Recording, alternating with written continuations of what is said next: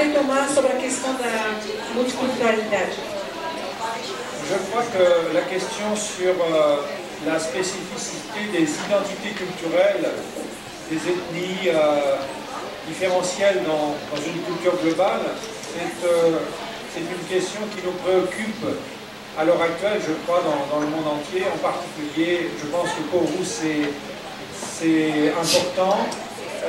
Je pense en France que c'est aussi très important et on est souvent très interrogé par ces questions et on se demande toujours comment faire.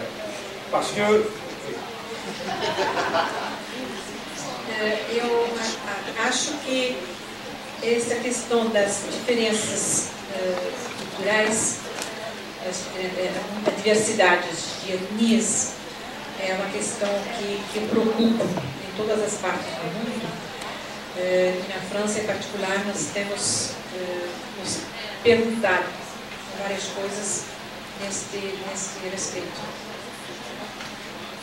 Parce que la tendance, naturellement, qui a eu lieu depuis la colonisation, c'était à l'assimilation et à gommer les différences. E a tendência generalizada, até poucos tempos atrás, era de assimilação. On a une tendance contraire. Eliminando, então, as diferenças. On a une tendance contraire maintenant à valoriser systématiquement jusqu'au point d'arriver à une séparation les identités culturelles. A tendência atual é em sentido contrário, de valorizar as diferenças culturais, as identidades culturais e até separar as diferentes culturas. On pourrait même dire que dans la métaphore du philosophe Michel Serres sur le manteau d'Arlequin, il y a cette problématique. Até que a gente poderia identificar na metáfora do Michel Serres, do filósofo Michel Serres, sobre a manta d'Arlequin. Il y a cette problématique Essa problemática está subjacente de la fragmentation. Da fragmentação. Parce que le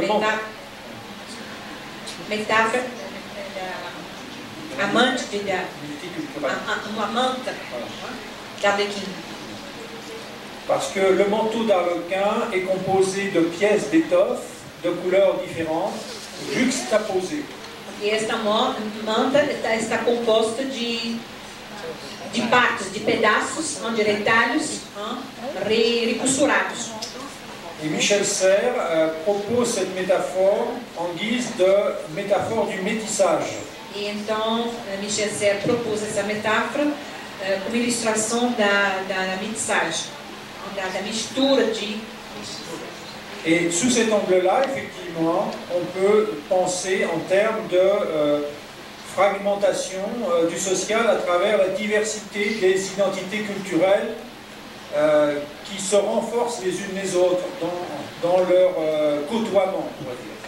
Então, nesse sentido, a gente pode pensar na fragmentação cultural. Oui,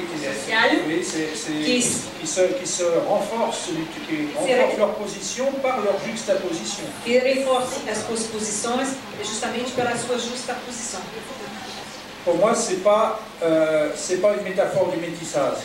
Para mim, não é uma metáfora da métissage, quer dizer, da mistura. Je ne peux pas aller tellement plus loin, mais je reconnais que la question qui est posée est une question grave parce que on a cette tendance à l'heure actuelle à renforcer les microcultures et aux États-Unis on l'a bien vu. Eu não posso me estender muito mais agora, mas de fato existe uma tendência hoje em reforçar essas culturas locais, essas microculturas.